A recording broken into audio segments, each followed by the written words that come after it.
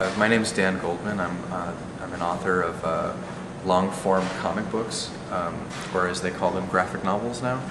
I've been doing for the last few years a combination of political material and metaphysical, spiritual material. And I'm sort of working on both sides of the equation, but I like to think that my work is somewhat experimental in nature.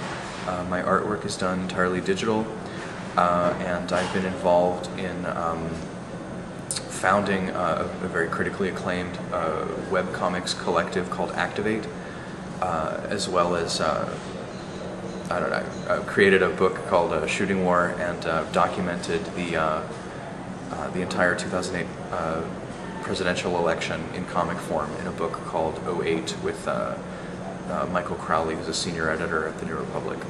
So, going beyond that, I like to consider myself a free thinker.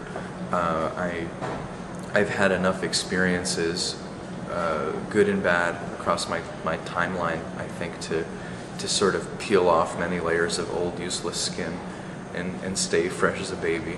And yeah, I guess that's it. That's just the questions.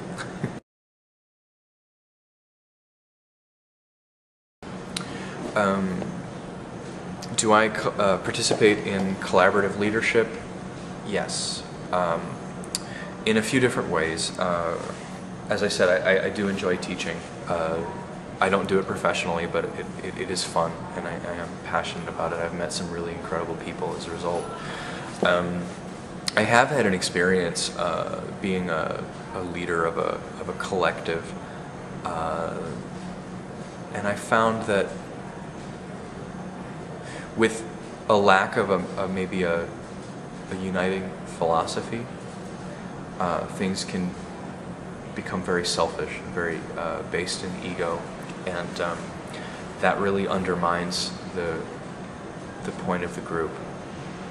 And as a result, going into a new collective venture, from the beginning, I've tried to sort of set a different, or maybe state more explicitly, a different philosophical groundwork there, where everybody understands that what you give is what you get, and what an amazing opportunity it is to create on the level that we're going to create.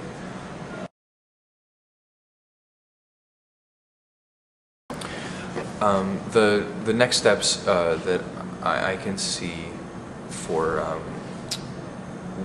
what I'm doing and how it affects workforce development is I am freeing the creators from the publishers. I intend to give free rein to trusted and talented individuals to do what they've always wanted to do without worrying about its commercial viability or its target demographic audience. Those things are silly and small-minded ideas. If the work is good and universal, it will touch everyone and anyone. And the new digital publishing model that I've created will allow a more direct connection between the artist and the audience, and in the process, it will, I think, show by example how much comic creators don't need publishers at all. And it's you and the electrons passing between you and your audience, and that's really all you need.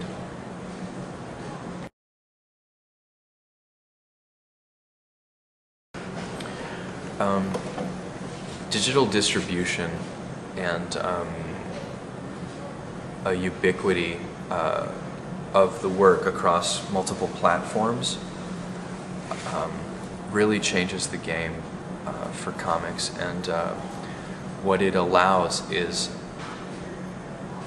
the evolution of kind of a quaint medium, which is incredibly vibrant, but difficult to compete with stuff like video games and things with sounds. And I mean, everybody likes explosions, whatever. But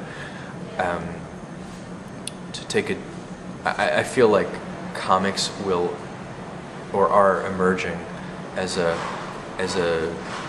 storytelling medium with a very different flavor and a very different set of expectations. And the work that I'm doing with creating this digital distribution network is going to help cement in the global zeitgeist this idea about what comics are now and what comics will be in the future. And I feel that will be a long-standing change. In the States at the moment, you say comics and people think about superheroes. And it's changing, and that's wonderful. And it's only going to be more so. And I hope that with the contribution of the work on this network,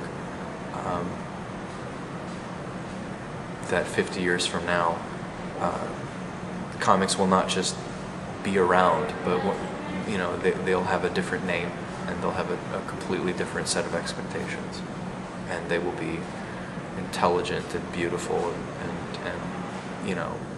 still images full of magic.